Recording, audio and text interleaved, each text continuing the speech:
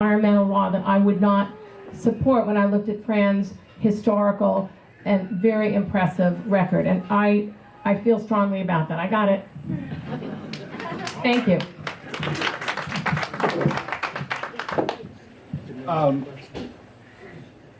I probably approached items and issues a bit differently. I'm probably more of a nuts and bolts kind of guy.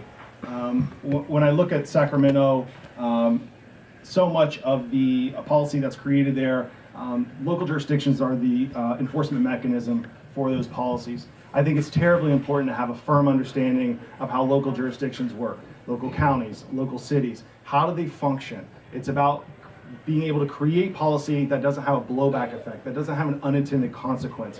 And secondly, I think it's also important that you've got someone of strong will, strong character, and has the ability, as Henry said, to sit across from that table. I deal in a pretty tough district. I deal with, quite frankly, bullies and sharks every day. That's the people I swim with. And you have to sit across from that table, and you've got to be able to take the punishment, and from time to time you've got to be able to deliver it too. You've got to understand the issue from every angle, otherwise you will get taken advantage of by someone at that table. And so understanding what's going on, having a firm grasp of negotiation, and having strong principle, I think are all important things that I embody.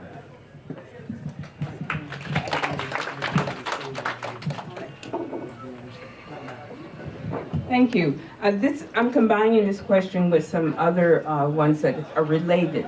As you know, if you go on Wikipedia, believe it or not, Ventura County in the Conejo Valley is considered an affluent area. But we don't know what gauge they're using for affluent income. But as you know, a lot of the people who have been in upper middle incomes or had good jobs, because a lot of companies are moving away. I would like to know if you can tell us how you would relate to people with middle class issues regarding housing, income, services, and those kinds of things. What do you think you could do in Sacramento to improve the plight of people in the middle class in this area? And this is a 1-minute question, so who wants to go first? I'll let you choose your. Okay. I assume if I got to go anyway, I might as well go first. How do I relate to the working man, middle class? I'm from the middle of nowhere, Ohio. I come from a lower middle class family, and so I grew up with farmers. I was way too chubby to be a kid that worked so hard on the farm. So I deal with hands-on issues. I was building homes at the age of 14. I was jumping concrete cuts at the age of 8. Had my first job as a paperboy at the age of 11. My website says 13, but I was just concerned about child labor laws. So I come from this background.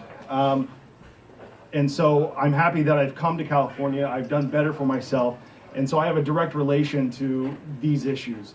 And so when it comes to housing, it's expensive. The reason it's expensive is because we're not building enough of it.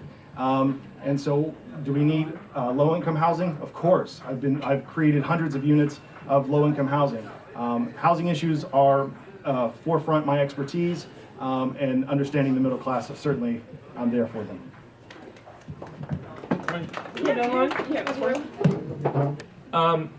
So where I live right now in Canoga Park, that's really the epicenter of the district in terms of where working families are struggling to make it every day, right? People are on an hour-and-a-half commute to go be a housekeeper.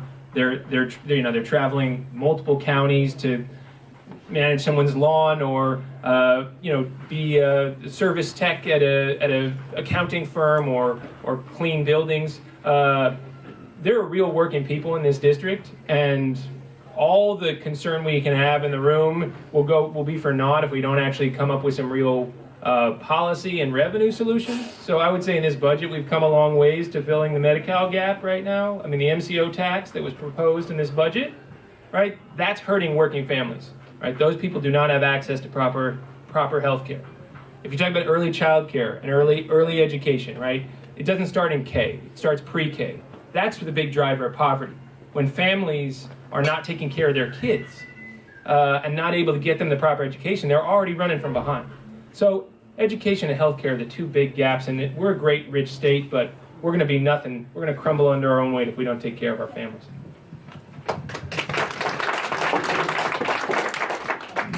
Averages can be misleading. On average, we may look affluent, but Hidden Hills is not equal to Canoga Park.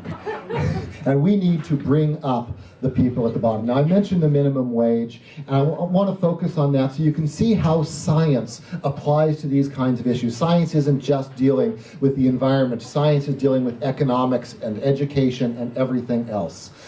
And science tells us how to get the right policy. On the minimum wage, the science is abundantly clear. There has been an experiment done over and over and over, where one city raises its minimum wage and a nearby city does not, and we can compare the results in the two, and the Republican arguments are always wrong. There has never been a single time that there has been a statistically significant loss of jobs, increase in prices, loss of profits. When we get money moving through the economy faster, everybody's income increases, and that's what ends up paying for the minimum wage to go up. So follow the science and increase the minimum wage. All right. Of course, I agree with all the ideas being set forth. One of the examples that I've accomplished that really addresses issues of middle-class strife is the self-help legal access centers in the courts.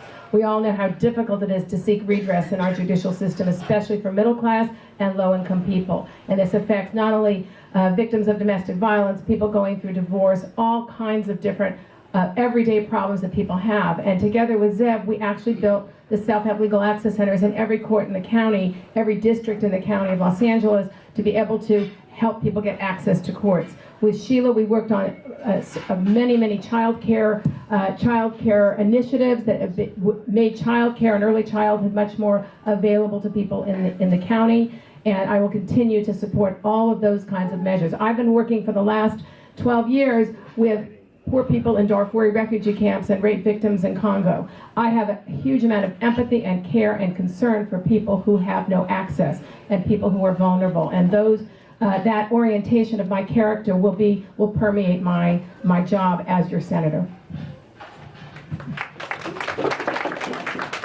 One of the nonprofits I serve on the board for is CAUSE, which fights for social and economic justice on the Central Coast. And one of the things that distinguishes me as a candidate is I'm both a lifelong union member and I have a business education.